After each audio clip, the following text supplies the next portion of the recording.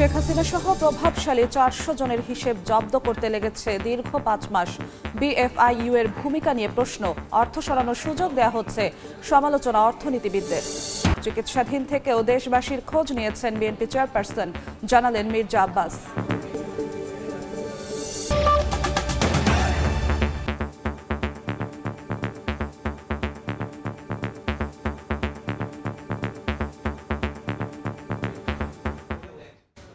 সময় সংবাদের সঙ্গে আছি আমি জিন্নাতারা যশোয়া। ব্যাংক অ্যাকাউন্টে সন্দেহজনক লেনদেনকারীর আগাম তথ্য থাকলেও দেরিতেই ব্যবস্থা নিচ্ছে আর্থিক গোয়েন্দা সংস্থা বিএফআইইউ। অর্থ পাচার রোধে প্রহরীর দায়িত্বে থাকা প্রতিষ্ঠানটির এমন ভূমিকার কড়া সমালোচনা করে অর্থনীতিবিদরা বলছেন, এতে অপরাধীকে অর্থ সরিয়ে নেওয়ার সুযোগ দেওয়া হচ্ছে।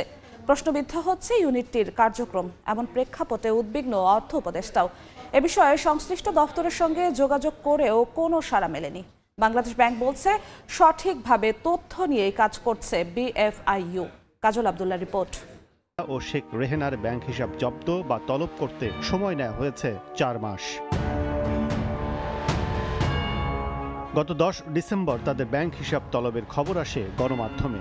এখানেই শেষ নয়। গণমাধ্যমের তথ্য, বাংলাদেশ ফাইন্যান্সিয়াল ইন্টেলিজেন্স ইউনিট বা বিএফআইইউ 5 মাস পর সাবেক প্রধানমন্ত্রী ও তার বোনের সন্তানদের ব্যাংক হিসাব তলব করেছেন। শুধু শেখ হাসিনা বা তার পরিবার নয়, গত 5 মাসে আওয়ামী সরকার সংশ্লিষ্ট প্রভাবশালী 400 জনের বেশি ব্যক্তির হিসাব জব্দ করা হলেও এর বেশিরভাগই করা হয়েছে দীর্ঘ সময় পরে। কারণ জানতে ইন্টেলিজেন্স ইউনিটের সঙ্গে যোগাযোগ করা হলেও কোনো বার্তা মেলেনি। কেন্দ্রীয় ব্যাংক বলছে স্বতন্ত্র সরকারি সংস্থা বিএফআইইউ তাদের কোনো তথ্য দেয় না। বিএফআইইউর ইনফরমেশন বাংলাদেশ ব্যাংকের সাথে সহজে বিনিময়যোগ্য না। বিএফআইইউ যে আইনের অধীনে বাংলাদেশ ব্যাংকের ভিতরে তাদের অফিস আছে, কিন্তু যে আইনের অধীনে তারা কাজ করে সে আইন অনুযায়ী তাদের সকল ইনফরমেশন হচ্ছে অত্যন্ত গোপনীয়। আর্থিক খাতের বিশেষ গোয়েন্দা এই সেলের কাছে রয়েছে অতীত ও বর্তমানের সব অনিয়মের তথ্য। রয়েছেন আগের অনেক কর্মকর্তাও। তাহলে কেন এত সময় লাগে পদক্ষেপ নিতে? এমন প্রশ্নে উদ্বেগ জানিয়েছেন স্বয়ং অর্থ উপদেষ্টাও। অনেকে বলছে লেট করে, এটা হচ্ছে কি বাংলাদেশ ব্যাংক তো বিএফআইইউ তো ওভারলোডেড বা চট করে ওদের একটা কমিটি আছে, এখন টুট করে কিন্তু গভর্নর আদেশ দিয়ে দেন ওকে করে, সে একটু দেখে রিপোর্ট করে যে ওরা আছে বা এসে দিচ্ছে না, একটু সময় লাগছে। অর্থনীতিবিদদের প্রশ্ন, তাহলে কি অবাধ তথ্য থাকার পরও সেফ এক্সিট অফ ফাইন্যান্স বা অর্থের নিরাপদ স্থানান্তর নিশ্চিত হওয়ার সুযোগ করে দিচ্ছে খোদ বিএফআইইউ সহ আইন প্রয়োগকারী সংস্থা? প্রবাবল সাসপেক্ট লিস্ট যেটা আছে, যারা এই কাজ করতে পারে, এই ধরনের লোক এই কাজের সাথে জড়িত, তাদেরকে তারা চেনে। সেই লোকগুলা সম্বন্ধে তারা যদি টাকাটা দেশ থেকে পাচার করে নিয়ে যায়, ওই অর্ডারটা দেওয়ার পরেও গভর্নমেন্ট ঘোষণা দিয়েছে আজকে, আপনি যদি 15 দিন বা 30 দিন পরে তার বিরুদ্ধে ইয়ে করেন, এটা কি হলো? নাথিং। এটা তো ফান করতেছে তারা জাতির সাথে। ব্যাংক হিসাব জব্দের তালিকায় মন্ত্রী, এমপি, পুলিশ, প্রশাসনিক কর্মকর্তা, ব্যবসায়ী সহ রয়েছেন সাংবাদিকও। কাজল আব্দুল্লাহ, সময় সংবাদ, ঢাকা। লন্ডনে চিকিৎসাধীন থেকেও দেশবাসীর খোঁজ খবর নিয়েছেন বিএনপি চেয়ারপারসন ও সাবেক প্রধানমন্ত্রী বেগম খালেদা জিয়া। শনিবার সন্ধ্যায় হাসপাতালে বেগম খালেদা জিয়ার সঙ্গে সাক্ষাৎ শেষে দলের স্থায়ী কমিটির সদস্য মির্জা আব্বাস এ কথা জানান। এ সময় তারেক রহমান উপস্থিত থাকলেও রাজনৈতিক কোনো আলোচনা হয়নি বলে জানান তিনি। লন্ডন থেকে শোয়েব কবিরের রিপোর্ট। লন্ডন সময় শনিবার সন্ধ্যায় বিএনপি চেয়ারপারসন বেগম খালেদা জিয়াকে দেখতে দ্য লন্ডন ক্লিনিকে যান দলের স্থায়ী কমিটির সদস্য মির্জা আব্বাস ও তার স্ত্রী আফরোজা আব্বাস। এই সময় খালেদা জিয়া তাদের কাছে দেশবাসীর খোঁজ খবর জানতে চান। মির্জা আব্বাস বলেন উনি এখন ভালো আছেন, তার পরীক্ষা নিরীক্ষা চলছে। বেসিক্যালি ম্যাডাম তো আছে গত 17 বছর আর 18 বছর তো কোনো ট্রিটমেন্ট পান নাই, তো এতে উনি আগে যদি ট্রিটমেন্ট পেতেন তাহলে হয়তো আরও অনেক ভালো হতো, কিন্তু সেই ট্রিটমেন্ট সৌভাগ্য আমাদের হয়নি। এই আওয়ামী সরকার, এই খুনি সরকার একটা ম্যাডাম এক কথায় বলতে আমি বলতে পারি যে ম্যাডামকে খুব অসময়ে অসুস্থ করে ফেলেছে। একটা মানুষ যতটুকু সুস্থ থাকা দরকার ওনাকে সুস্থ থাকতে দেওয়া হয় না ইচ্ছাকৃত। আপনারা শুনেছেন যে ওই সময় ম্যাডাম সম্বন্ধে খুব তির্যক ভাষায়, বাজে ভাষা বলা হতো যে উনি মনে মনে করে মরে না কেন, তো আল্লাহ এখনও বাঁচিয়ে রেখেছেন ওনাকে এবং উনি এখনো ভালো আছেন। দীর্ঘদিন পর তারেক রহমানের সঙ্গে দেখা হওয়ার পরে রাজনৈতিক কোনো নির্দেশনা পাওয়া গেছে কিনা সে বিষয়ে জানতে চাওয়া হলে মির্জা আব্বাস বলেন এখন এই মুহূর্তে কোনো রাজনৈতিক নির্দেশনা পাননি। রাজনৈতিক কোনো কথা আমরা বলি নাই, তবে উনি আমাকে জিজ্ঞেস করেছেন যে দেশের বর্তমান অবস্থাটা কী আছে এখন। তো দেশের বর্তমান অবস্থা কী আছে এটা তো মাত্র আমি 2 দিন আগে আসছি, এখন এর মধ্যে খুব একটা পরিবর্তন হয় নাই। দেশে একটা নির্বাচনী কথাবার্তা হচ্ছে, এইটুকুই। জাতীয়তাবাদী মহিলা দলের সভাপতি আফরোজা আব্বাস বলেন, দেশের বর্তমান অবস্থা জানার পাশাপাশি মহিলা দলের খবর নিয়েছেন বেগম খালেদা জিয়া। কেমন আছো, নাতি নাতনি ছেলেমেয়েরা কেমন আছে, তারপর দেশের অবস্থা কি, সবাই কেমন আছে, মহিলা দলের সবাই কেমন আছে, সবার কথা জিজ্ঞেস করেছেন। কোনো রাজনৈতিক আলোচনা না, বাট সবার কথা জিজ্ঞেস করেছেন কেমন আছেন, এবং দেশের কথা জিজ্ঞেস করেছেন সবাই কেমন আছে। শুক্রবার বেগম খালেদা জিয়া ও তারেক রহমানের সঙ্গে সাক্ষাৎ করার জন্য লন্ডন আসেন এই দম্পতি। সাক্ষাৎকালে চেয়ারপারসনের উপদেষ্টা ও যুক্তরাজ্য বিএনপি সভাপতি এম এ মালেক ও সাধারণ সম্পাদক কয়সর এম আহমেদ উপস্থিত ছিলেন। শোয়েব কবির, সময় সংবাদ, লন্ডন। চলতি বছরের পাঠ্য বইয়ে এসেছে ব্যাপক পরিবর্তন। জুলাই গণ অভ্যুত্থানে আবু সাঈদ ও মীর মুগ্ধর আত্মদানের ঘটনা স্থান পেয়েছে। একইভাবে আছে বৈষম্যের বিরুদ্ধে আন্দোলনকারীদের ওপর হেলিকপ্টার থেকে গুলি ছোড়ার চিত্র থেকে শেখ হাসিনার পালিয়ে যাওয়ার ঘটনাও। আর 7 মার্চের ভাষণের পাশাপাশি আছে মেজর জিয়াউর রহমানের বাংলাদেশের স্বাধীনতা ঘোষণার বিষয়টি। শুধু মুজিব বন্দনা নয়, ইতিহাস সংশ্লিষ্ট বিভিন্ন বিষয়ে তুলে ধরা হয়েছে মাওলানা আব্দুল হামিদ খান ভাসানী সহ দেশ গড়ার নেপথ্যের সব কারিগরকে। শাকির আহমেদের রিপোর্টে দেখুন বিস্তারিত। ছাত্র জনতার অভ্যুত্থানে শেখ হাসিনা সরকারের পতনের আগে 1 যুগেরও বেশি সময় ধরে পাঠ্য বইয়ে ইতিহাস বিকৃতি ও অতিরঞ্জিত বর্ণনা নিয়ে যে আলোচনা সমালোচনা ছিল তা পরিমার্জন করে নতুন বছরের বই শিক্ষার্থীদের হাতে তুলে দিয়েছে সরকার। চলতি বছরের 5ম শ্রেণীর বাংলা বইয়ের 79 নম্বর পৃষ্ঠায় আমরা তোমাদের ভুলব না শিরোনামে জায়গা পেয়েছে জুলাই অভ্যুত্থানের শহীদ আবু সাঈদ ও মীর মাহফুজুর রহমান মুগ্ধের গল্প। 6ষ্ঠ শ্রেণীর চারুপাঠে কার্টুন, ব্যঙ্গচিত্র ও পোস্টারের ভাষা শীর্ষক অধ্যায়ে আছে অভ্যুত্থান সংশ্লিষ্ট গ্রাফিতি। কার্টুনের মাধ্যমে দেয়া হয়েছে আন্দোলনকারী ছাত্র জনতার উপর হেলিকপ্টার থেকে গুলিবর্ষণের চিত্রও। 7ম শ্রেণীর বাংলা বই সপ্তবর্ণার 92 নম্বর পৃষ্ঠায় সিথি শিরোনামের কবিতায় জুলাই বিপ্লবে কওমি মাদ্রাসার শিক্ষার্থী থেকে শুরু করে সর্বস্তরের মানুষের অংশগ্রহণের চিত্র ফুটে উঠেছে। 7ম শ্রেণীর ইংরেজি বইয়ে 2018 সালের নিরাপদ সড়ক আন্দোলন সহ পরবর্তী প্রতিটি আন্দোলনে জেনারেশন জেড এর ভূমিকা তুলে ধরা হয়েছে। 9ম শ্রেণীর বাংলা সাহিত্যে আমাদের নতুন গৌরব গাথা অধ্যায়ে 2014 সালের বিতর্কিত নির্বাচন, দ্রব্যমূল্যের লাগামহীন ঊর্ধ্বগতি, দুর্নীতি ও বৈষম্যের বিবরণও স্থান পেয়েছে। উঠে এসেছে শেখ হাসিনার পালিয়ে যাওয়ার ঘটনাও। 9ম ও 10ম শ্রেণীর বাংলাদেশ ও বিশ্ব পরিচয় বইয়ে বলা হয়েছে 1971 সালের 26 মার্চ মেজর জিয়াউর রহমান চট্টগ্রামের কালুরঘাট বেতার কেন্দ্র থেকে বাংলাদেশের স্বাধীনতা ঘোষণা করেন। এরপর তিনি 27 মার্চ শেখ মুজিবুর রহমানের পক্ষে আবারও স্বাধীনতার ঘোষণা দেন। আছে 7 মার্চের ভাষণও। 5ম শ্রেণীর বাংলাদেশ ও বিশ্ব পরিচয় বইয়ে শেখ মুজিবুর রহমানের পাশাপাশি যুক্ত করা হয়েছে মাওলানা আব্দুল হামিদ খান ভাসানী সহ জাতীয় 4 নেতার জীবনী। পাঠ্য বইকে যোগোপযোগী করতে চেষ্টা করা হয়েছে বলে জানিয়েছে জাতীয় শিক্ষাক্রম ও পাঠ্যপুস্তক বোর্ড। জুলাই বিপ্লবের কথা সেগুলো আমরা সাহিত্যের বাংলা, ইংরেজি, এমনকি কবিতাও আছে। ইংরেজিতে গ্রাফিতি নামে একটা আর্টিকেল আছে। পরবর্তী সংস্করণে আরও পরিমার্জন আসবে বলে জানিয়েছে এনসিটিভি। শাকির আহমেদ, সময় সংবাদ, ঢাকা। সড়কে নিরাপত্তা সংক্রান্ত সচেতনতামূলক কার্যক্রমের অংশ হিসেবে লিফলেট বিতরণ করছে বাংলাদেশ সড়ক পরিবহন কর্তৃপক্ষ BRTA। সে খবর জানাতে ফার্মগেট এলাকায় আছেন রিপোর্টার মনির হোসেন।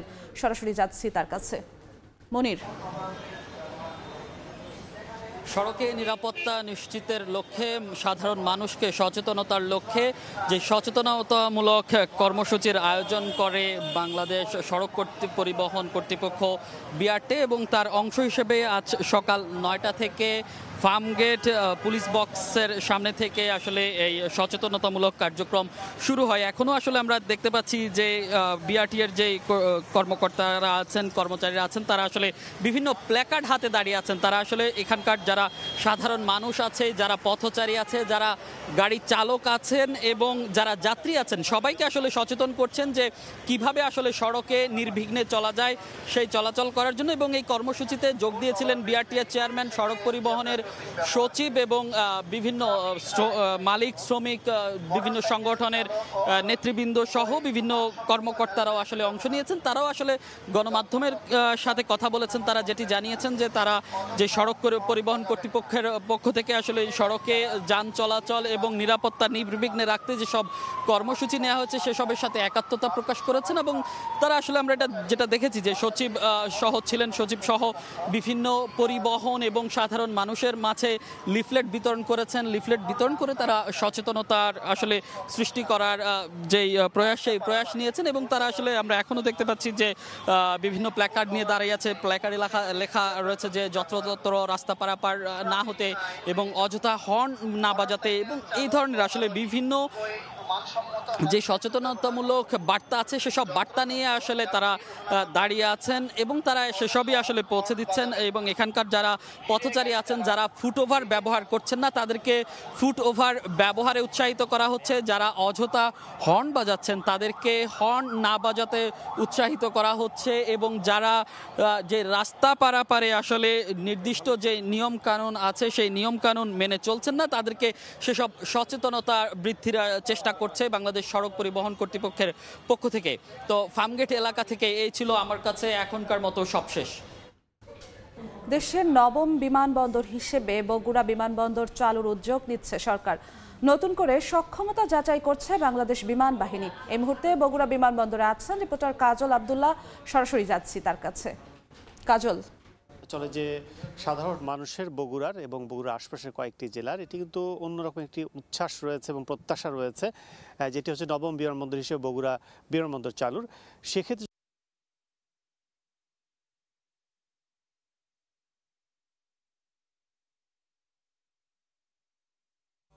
একইভাবে কিন্তু এটির কার্যক্রম শুরু হয়।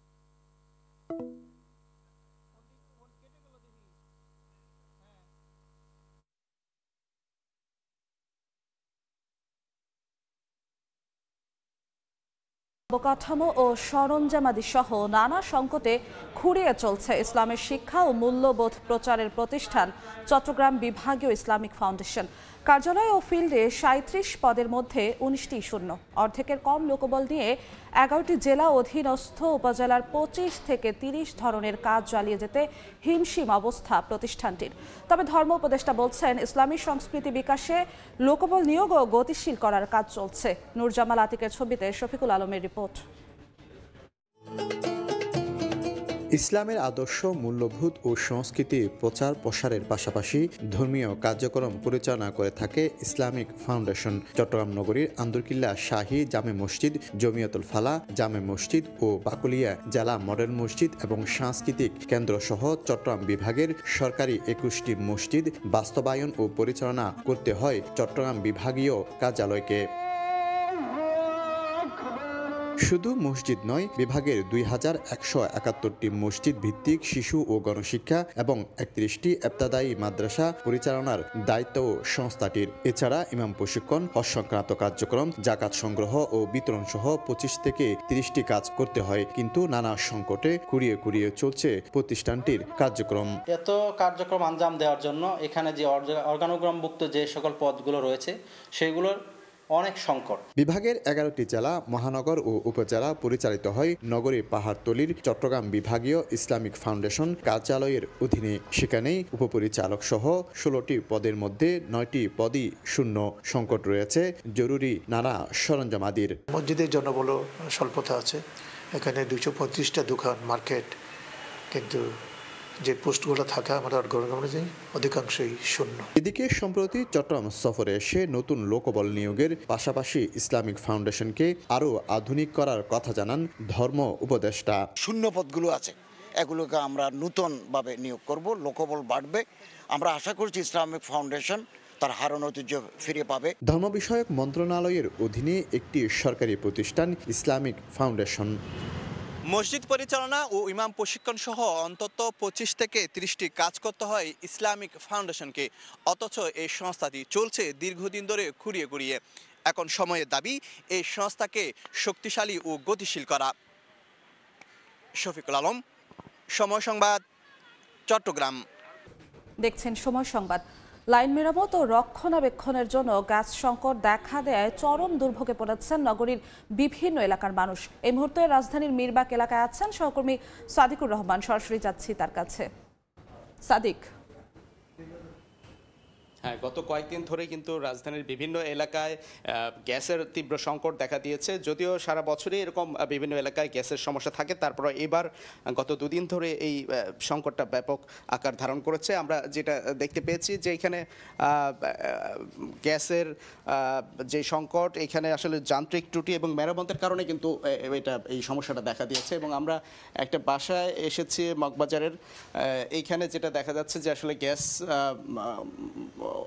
সকাল দিকে কিছুটা একদমই চাপ কম থাকে এবং বেলা 10টার পর কিন্তু কিছুটা আসে গ্যাস, কিন্তু যেটা দেখা যায় রাতের বেলায় 11টা 12টার দিকে গ্যাসের চাপটা থাকে। কিন্তু সারাদিনই যখন রান্নার সময়টা, বিশেষ করে দুপুরের সময় এবং সন্ধ্যার দিকে বা রাতে, তখন কিন্তু আসলে গ্যাসের চাপটা একেবারেই কম থাকে। এবং তারা যেটা বলছেন যে এই সমস্যা শুধুমাত্র এখনই না, গরমের সময়ও কিন্তু দেখা যায় যে গ্যাসের সমস্যায় পড়তে হয়। তবে এই যে গত দুদিন ধরে যে সমস্যায় পড়তে হয়েছে, এতে অনেকেই কিন্তু দেখা যায় যে বাসাবাড়ির লোকজন তারা কিন্তু বাইরে হোটেলে গিয়ে খাওয়া দাওয়া করছে, এই জিনিসটা কিন্তু তারা বলছেন। এবং এই সমস্যার কারণে আমরা কর্তৃপক্ষের সাথে কথা বলা হচ্ছে, তার মধ্যে চেষ্টা করছেন যেন এই যান্ত্রিক যে ত্রুটি আছে সেটা মেরামতের কাজ শেষ করে আবার সঠিক হয়ে যাবে, গ্যাস সরবরাহ বাড়বে, চাপ বাড়বে, এটা কিন্তু বলা হচ্ছে।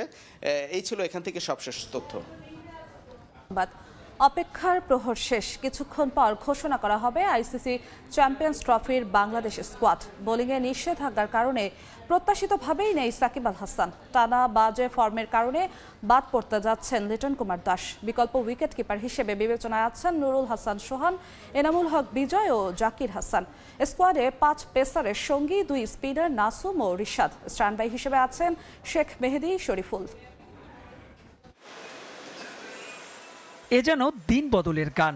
অটো চয়েসের তকমা ছেড়ে নতুন যাত্রা শুরুর অপেক্ষা। জানতে চাওয়া কেমন হবে টাইগারদের চ্যাম্পিয়ন্স ট্রফির স্কোয়াড। ঝুলে থাকা তামিমের অবসর আর সাকিব ইস্যুতে মিলেছে উত্তর, সেটাও আইসিসির কাছ থেকেই। আন্তর্জাতিক ক্রিকেটে আপাতত বোলিংয়ের নিষেধাজ্ঞা, সঙ্গে চোখের অস্বস্তিতে লড়তে থাকা। তাই তো বাস্তবতা শুধু ব্যাটসম্যান হিসেবে সাকিবের এই বহরে যোগ হওয়ার কোনো সুযোগ নেই। বড় খবর আছে আরও। বিসিবি সূত্রের খবর, নির্বাচকদের ভাবনায় আপাতত নেই অফ ফর্মে থাকা লিটন কুমার দাস। এলকেডি নাকি বাদ পড়ছেন চ্যাম্পিয়ন্স ট্রফির বহর থেকে। তার স্থলে উইকেট কিপার ব্যাটসম্যান হিসেবে বিবেচনায় 3 নাম, বিজয়, সোহান আর জাকির হাসান। তবে শেষ পর্যন্ত তাদের কারোই জায়গা না মিলতে পারে 15 সদস্যের বহরে। টপ অর্ডারে সৌম্য, শান্ত আর তানজিদ তামিম। মিডল অর্ডারের নামগুলো অবশ্য প্রত্যাশিত, মুশফিক, মাহমুদুল্লাহ, তাওহিদ হৃদয় আর মেহেদী হাসান মিরাজ। জাকের আলী অনিকও জায়গা করে নিচ্ছেন এই তালিকায়। স্পিন কোটায় 2 জন, লেগে রিশাদ, তার সঙ্গী নাসুম। তবে জোরসে আলোচনা হচ্ছে শেখ মাহেদীকে নিয়েও। তবে জানা গেছে তিনি থাকতে পারেন স্ট্যান্ড বাই তালিকায়। কন্ডিশনের বিবেচনায় 5 পেসার নিয়ে স্কোয়াড সাজাবে টাইগার ম্যানেজমেন্ট। তাসকিন, মুস্তাফিজ, তানজিম সাকিবের সঙ্গে তরুণ হাসান মাহমুদ আর নাহিদ রানা। আনুষ্ঠানিকভাবে রোববার দল ঘোষণা করা হলেও কোনো কারণ ছাড়াই তা পরিবর্তন করা যাবে 12 ফেব্রুয়ারি পর্যন্ত। মাহবুব রিমন, সময় সংবাদ। এ পর্যায়ে শীর্ষ সংবাদগুলো জানিয়ে দিচ্ছি আরেকবার। শেখ হাসিনা সহ প্রভাবশালী 400 জনের হিসেব জব্দ করতে লেগেছে দীর্ঘ 5 মাস। বিএফআইইউ এর ভূমিকা নিয়ে প্রশ্ন। অর্থ সরানোর সুযোগ দেওয়া হচ্ছে, সমালোচনা অর্থনীতিবিদদের। এই ছিল সময় সংবাদের, সঙ্গেই থাকুন সময়ের।